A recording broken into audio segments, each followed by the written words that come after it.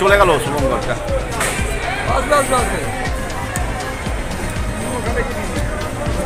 এই একটা ইয়ে দিয়ে দাও সাহেব একটু সরে যান।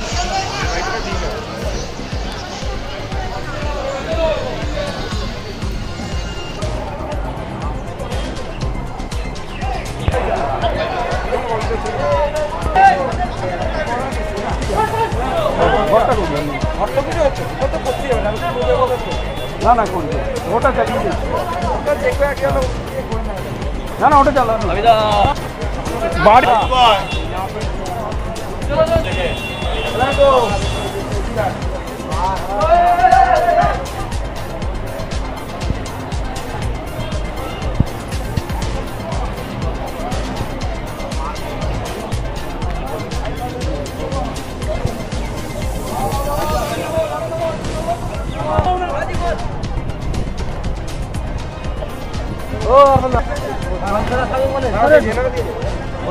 রায়ঘাট এখানে শ্রীরামপুরের যেটা টোটাল বিসর্জন বা ইমার্শন এখানে হয়, এটা সবথেকে মূল ঘাট।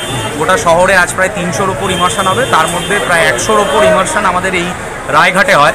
তার জন্য প্রশাসনের তরফে প্রথমেই যেটা করা হয়েছে, রোপিং করা হয়েছে চতুর্দিকে, ফলে যারা চারপাশ থেকে দেখতে এসছেন এই ইমার্শন প্রোগ্রামটা, তাহলে তাদের যাতে কোনো অসুবিধা না হয়।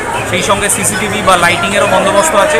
সেই সঙ্গে বাইরে থেকে অনেক লেবার আনা হয়েছে যারা প্রপারলি, যারা এই ব্যাপারে স্কিল এবং খুব কম সময়ের মধ্যে তারা ইমার্শনটা করাতে পারবে। এবং চারপাশে পুলিশ অ্যারেঞ্জমেন্ট, মহিলা পুলিশের অ্যারেঞ্জমেন্ট এবং যেটা আমাদের উইনার্স টিম, তাদের সবাইকে এখানেই রাখা হয়েছে। আচ্ছা, কিছু কিছু সময় দেখা যায় যে গঙ্গায় যখন মানুষ ভাসান দিতে আসে, ডুবে যাওয়ার একটা চান্স থাকে মানুষের, সেক্ষেত্রে কী ব্যবস্থা? আমাদের এই বিষয়টা দেখার জন্য আমরা ইরিগেশন ডিপার্টমেন্টের সাথে কথা বলে যে সময় হাই টাইড বা লো টাইড আছে, টাইমিংগুলো আমরা কালেক্ট করেছি। ডিএমজি টিম বা সিভিল ডিফেন্সের টিমকেও আশেপাশে রাখা হয়েছে। যদি কোনো সমস্যা হয় আমরা সাথে সাথে ইন্টারভিউ করতে পারবো এবং লোকেরা যাতে হাই টাইডের সময় জলের থেকে দূরে থাকে আমরা সেই বন্দোবস্ত করব।